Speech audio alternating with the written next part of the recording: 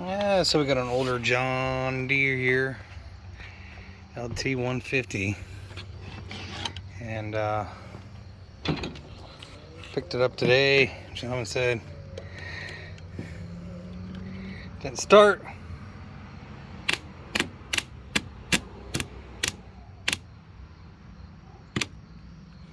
Well, I do believe that the windings inside this guy have died.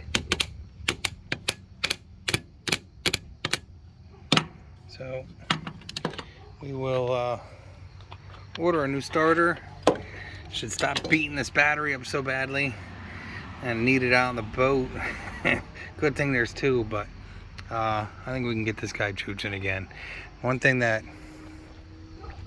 consumers with this style fuel pump need to be aware of, it is highly recommended that you always check and smell that oil. And the reason I say that is if you smell any hint of gasoline in there, you could be in for a surprise.